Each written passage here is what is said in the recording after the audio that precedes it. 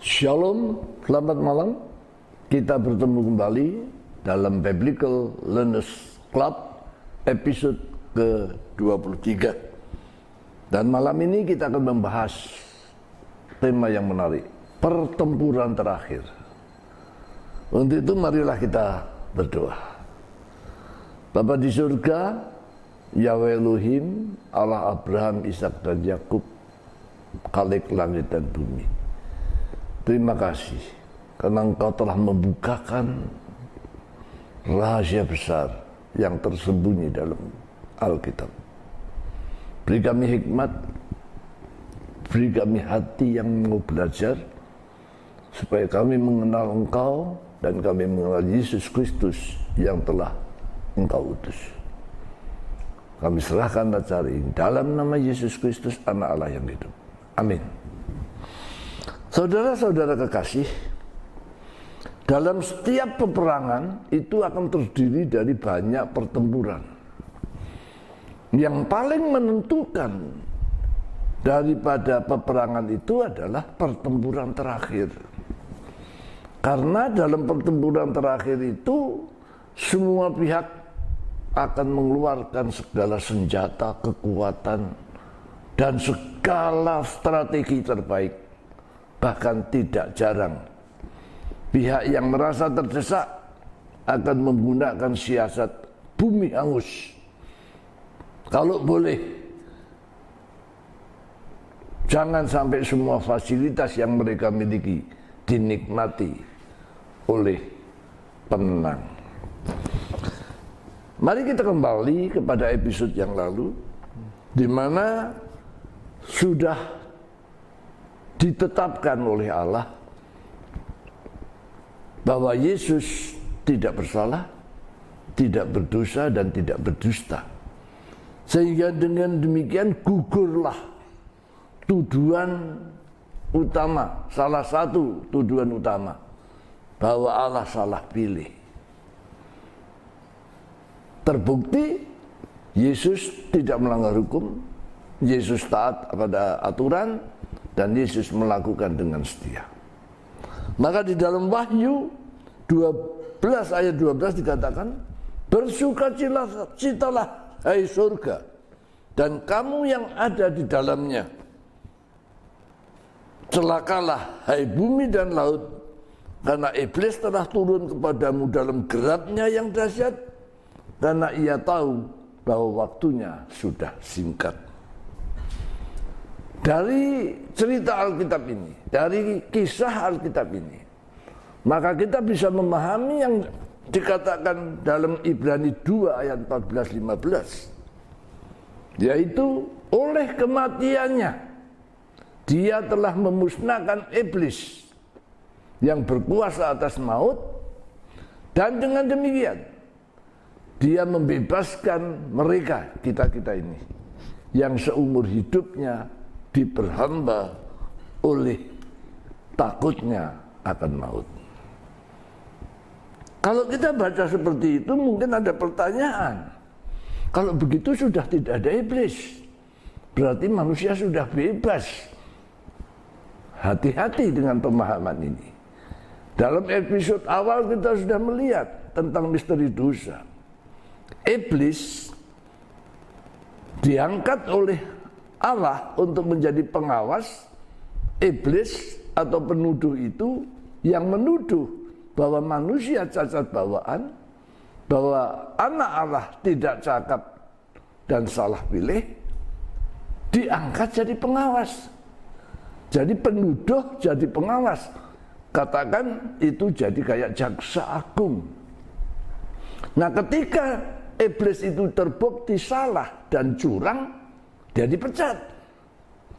Sehingga jabatan iblis di surga tidak ada lagi. Surga kembali dalam harmoni, di mana Allah yang memimpin langsung dan anak Allah melayani Allah dengan setia. Inilah makna dari episode yang lalu. Nah, sekarang kita akan melihat bagaimana kondisi bumi setelah Yesus menang dari maut. Saudara-saudara kekasih, Yesus sudah menang, kuasa di langit dan di bumi ada dia, ada padanya. Tetapi iblis sudah dilemparkan ke bumi, sudah tidak lagi sebagai pengawas. Tapi jangan salah, iblis yang sekian ribu tahun sudah mempengaruhi manusia, mendominasi pikiran manusia, dan membebaskan manusia memuaskan nafsunya dengan hedonisme. Pengaruhnya masih sangat kuat.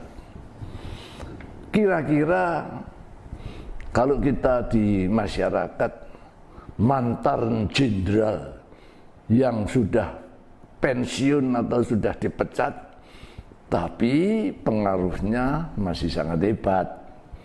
Karena kekuasaannya, pengaruhnya, kekayaan yang dimilikinya. Dan ini yang terjadi, sehingga inilah yang disebut pertempuran terakhir, di mana iblis akan menggunakan segala kemampuannya, pengaruhnya, tipu dayanya, untuk kalau boleh, jangan ada satu manusia yang beriman, yang setia. Inilah kesusahan besar itu. Betapa hebatnya kesusahan besar itu. Kenapa?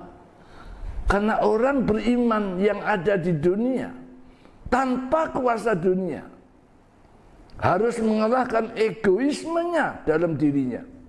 Harus hidup jujur, setia, adil, dan rendah hati seperti yang dituntut Allah. Hendaklah kamu kudus karena Bapakmu kudus.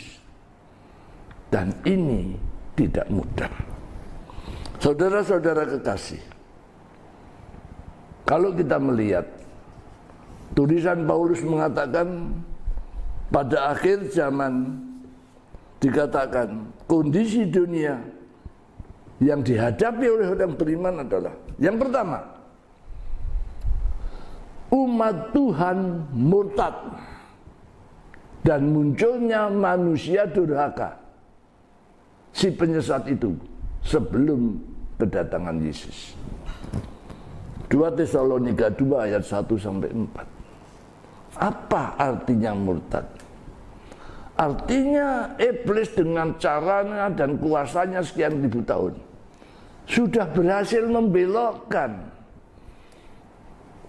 pandangan dan kebenaran umat Tuhan menjadi berbelok.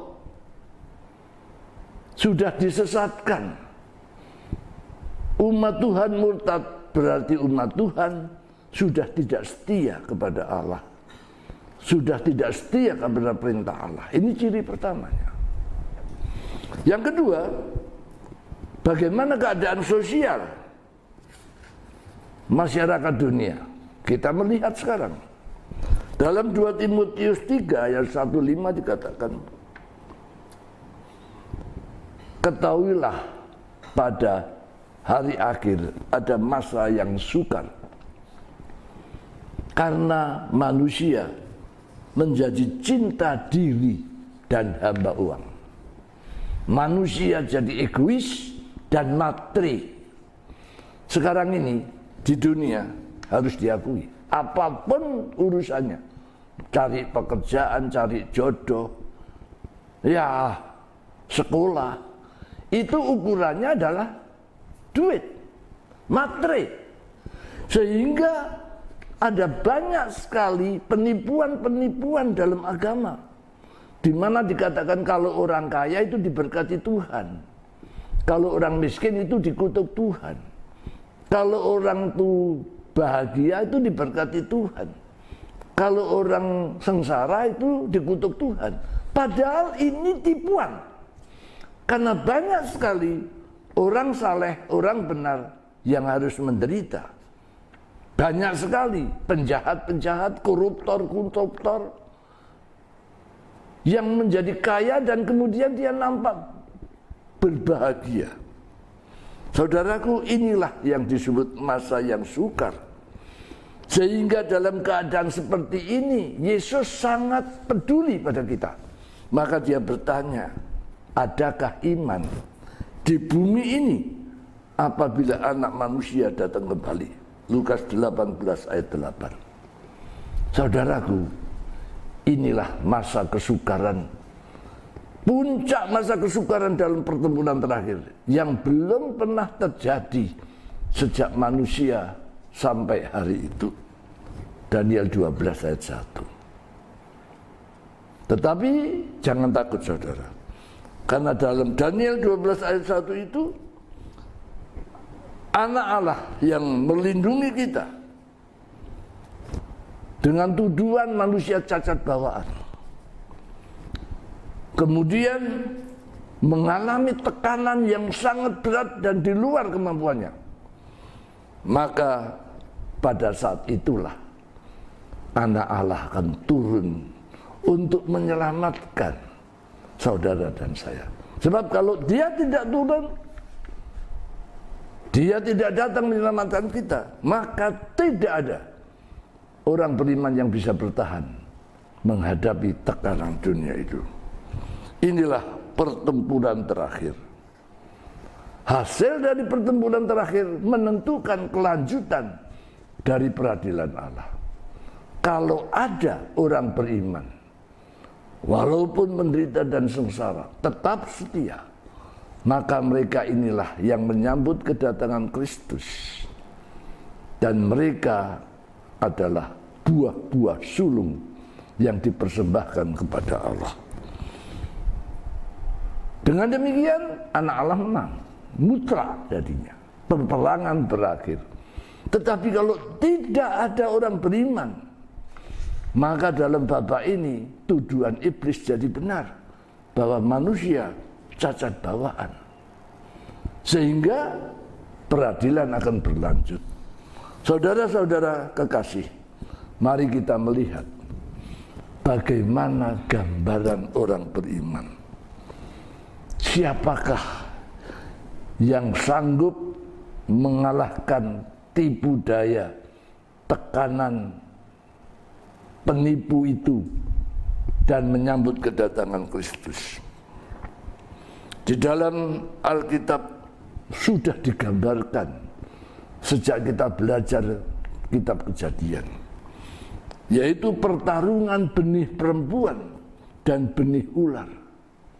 Kejadian 3 ayat 15, di mana benih perempuan itu yang tidak menurut kehendak nafsu daging, dia harus menderita karena tekanan, kejahatan, dan egoismenya.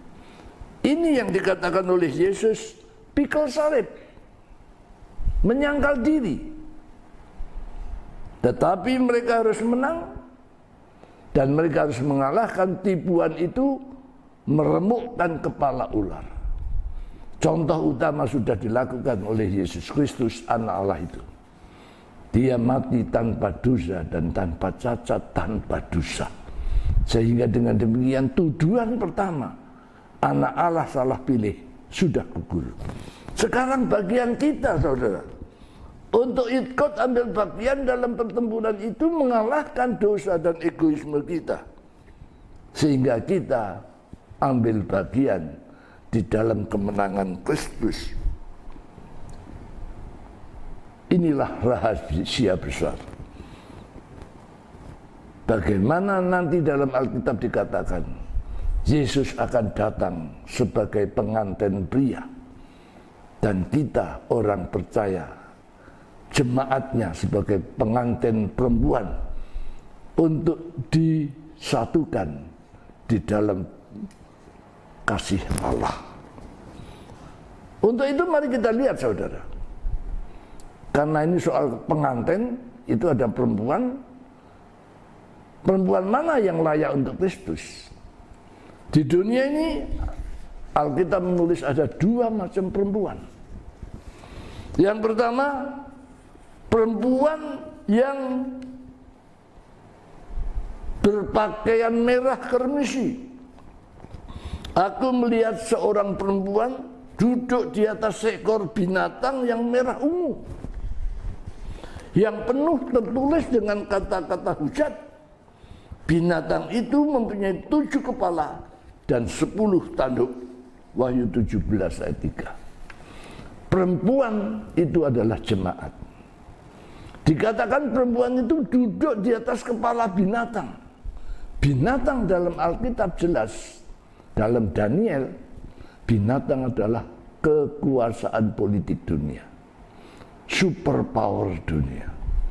Kalau kita melihat berkepala 7 dan bertanduk 10, maka ini dalam Daniel 7 itu adalah binatang keempat dalam kisah-kisah Daniel. Dan di ujung daripada kuasa binatang keempat inilah Yesus akan datang seperti batu yang meremukkan seluruh patung-patung dan binatang-binatang itu. Saudaraku, dalam Alkitab sangat jelas. Dan kita melihat perempuan itu menunggang binatang itu. Artinya apa? Perempuan adalah jemaat. Perempuan adalah gereja. Binatang adalah kekuasaan politik. Artinya gereja sudah naik bersatu dengan kekuasaan politik dunia yang kotor. Kalau Alkitab mengajarkan pada kita, jemaat itu harus suci dan putih, di dunia politik adegiumnya adalah tujuan menghalalkan cara. Tidak ada setia. Semua adalah kepentingan. Tidak ada musuh abadi, tidak ada kawan abadi, yang ada adalah kepentingan abadi. Nah, agama yang sudah menjadi seperti ini bukan menerangi dunia menjadi berkat bagi dunia, tapi agama sudah menjadikan agama itu dunia politik. Dan ini sudah kita bahas dalam bab sebelumnya, yaitu tentang agama dan politik. Saudara kekasih, dalam hal ini saudara boleh mendalami tentang hubungan agama dan politik. Kami sudah menerbitkan buku Agama Kekuasaan dan Kekuasaan Agama. Anda bisa membaca itu. Ciri yang berikutnya adalah perempuan itu, jemaat itu haus akan darah orang kudus. Luar biasa. Darah saksi-saksi Yesus. Wahyu 17 ayat 5 dan 6. Aneh. Gereja memusuhi orang saleh. Gereja menganiaya orang saleh. Gereja membunuh orang-orang saleh. Itu terjadi dalam sejarah. Kita bisa melihat masa kelam di mana agama menjadi alat bunuh-membunuh. Bahkan sekarang di dunia akhir, post-truth ini, agama dengan segala kepentingannya sudah menjadi alat kebencian, alat permusuhan yang lebih dahsyat daripada kejahatan biasa. Saudara-saudara kekasih, inilah yang nyata daripada jemaat atau orang percaya yang mengaku beragama yang pertama. Yang kedua, mari kita lihat ada perempuan lain.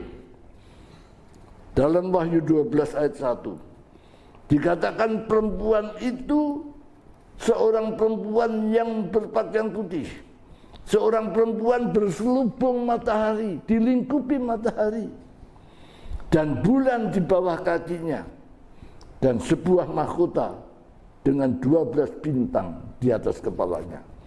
Daniel 12 ayat 1. Matahari kita yakini adalah kebenaran yang menghidupi dan memelihara kehidupan bumi ini. Dan bulan adalah pemantul, penolong manusia di tengah malam gelap. Artinya matahari adalah kebenaran dan bulan adalah pemantul atau saksi kebenaran yang menolong orang untuk hidup dalam kegelapan. Sehingga manusia bisa membedakan dan tidak terperosok dalam perjalanan di tengah malam. Maka jemaat atau perempuan ini dilindungi oleh kebenaran Allah, hidup dalam kebenaran Allah. kuduskan mereka dalam firman-Mu. Firman itu adalah kebenaran. Yohanes 17 ayat 17. Artinya jemaat itu harus hidup di atas Alkitab. 12 bintang. Bisa saja 12 suku Israel atau 12 murid Yesus yang sudah berjuang sampai titik darah penghabisan. Mereka adalah orang-orang yang tidak mencemarkan dirinya dengan perempuan-perempuan atau ajaran-ajaran palsu. Wahyu 14 ayat 4. Mereka tidak dinodai oleh bisa ular atau egoisme, tipu daya ajaran palsu, yaitu bisa yang ada dalam manusia karena dipatuk ular. Saudara kekasih, manusia yang menang adalah jemaat yang kembali kepada kebenaran firman Allah. Dari dua jemaat itu dalam pertempuran yang terjadi, maka kita akan mengulangi melihat bagaimana serunya pertempuran itu. Mari kita masuk untuk melihat kesusahan besar yang terjadi dalam kondisi dunia yang umumnya egois dan hedonis, menjadikan diri penentu kebenaran atau seperti Allah, berhadapan dengan tuntutan untuk hidup jujur, setia, adil, dan rendah hati. Inilah kesulitan bagaimana umat Tuhan harus hidup baik dan benar. Baik itu adalah menjadi berkat bagi sesama, benar adalah sesuai dengan firman Allah. Saudara-saudara kekasih, dalam pertempuran hari ini yang terjadi dalam pikiran tiap orang, tidak ada yang terbebas karena tiap orang harus memilih. Ini adalah the battle of mind, pertempuran dalam pikiran yang harus kita hadapi. Saudara-saudara kekasih, dalam keadaan seperti ini kita bisa melihat siasat hebat yang terhebat dari penuduh atau iblis itu adalah dikatakan di sini, maka dari mulut naga itu dan dari mulut binatang itu dan dari mulut nabi-nabi palsu keluarlah roh-roh najis seperti kata. Roh bisa berarti kuasa, roh bisa berarti motivasi.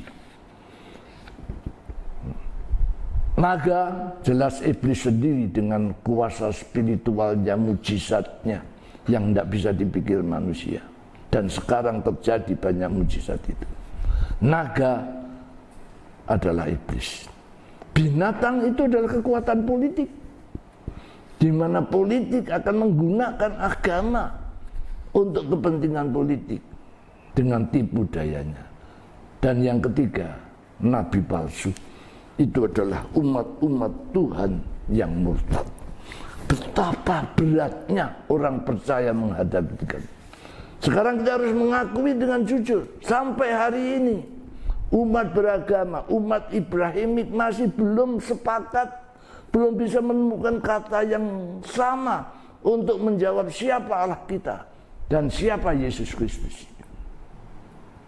Ortodoksi yang bertarung, yang membawa kita bingung, sehingga banyak umat Tuhan menjadi apatis dan meninggalkan kebenaran. Saudara-saudara kekasih, dalam keadaan seperti ini Allah menolong kita, memudahkan jalan kita. Dengan apa? Maka pengetahuan akan dipertambahkan, kebenaran akan diselidiki. Daniel 12 ayat 4. Inilah zaman saudara dan saya untuk menggunakan akal budi yang sehat tanpa meninggalkan Alkitab. Inilah yang dalam buku ini disebut iman yang berpikir. Kita tetap beriman pada Alkitab, kita tetap dengan iman Alkitab itu kita beriman pada Allah dan mengenal Yesus, tapi kita menggunakan akal sehat untuk bisa membedakan tipuan dan kebenaran Alkitab. Yesus memberi teladan, ada tertulis. Satu pertanyaan yang paling berat, bisakah kita jujur? Banyak orang tidak percaya kita bisa jujur. Padahal jujur adalah tuntutan mutlak. Barang siapa mau jadi umat Tuhan, hendaklah dia kudus seperti Bapakmu adalah kudus. Jujur, milik Allah itu kudus. Banyak filsafat teologi mengatakan tidak mungkin manusia jujur. Tapi Alkitab mengatakan kalau tidak bisa jujur, maka tidak ada orang selamat. Mana yang benar? Bagaimana kita tahu kita jujur? Allah memberikan jalan yang luar biasa. 1 Yohanes 1 ayat 9. Barang siapa mengaku dosanya, Allah adil dan setia, dan mereka dibenarkan. Artinya jujur, berani bertanggung jawab kalau berbuat salah. Inilah kesalahan Adam. Ketika dia berbuat salah, dia kehilangan keberanian untuk berkata jujur. Ini yang diperbaiki, yang dinyatakan oleh Kristus di akhir zaman. Barang siapa mengaku dosanya, Allah membenarkan dia karena kasih-Nya. Jadi bisakah manusia jujur? Bisa. Tapi kalau pertanyaan, adakah manusia tidak bersalah? Tidak ada. Jadi bagaimana orang benar hidup dengan jujur? Kalau dia bersalah, gampang. Barang siapa mengaku dosanya, dia dibenarkan. Contoh yang terbaik adalah Daud. Dosa siapakah yang lebih hebat dari Daud? Daud seorang raja yang berkelimpahan.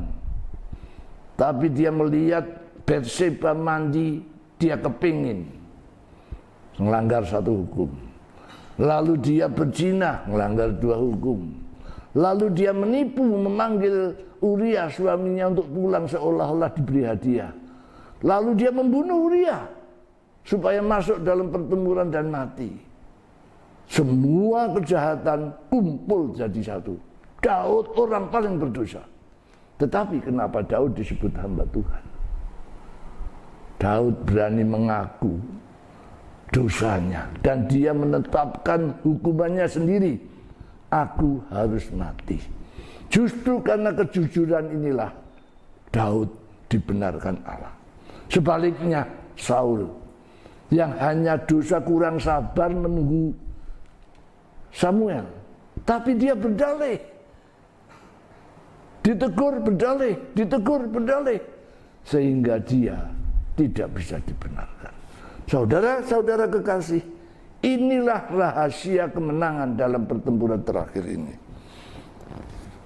Allah memberi kesempatan pada kita. Surga itu mudah.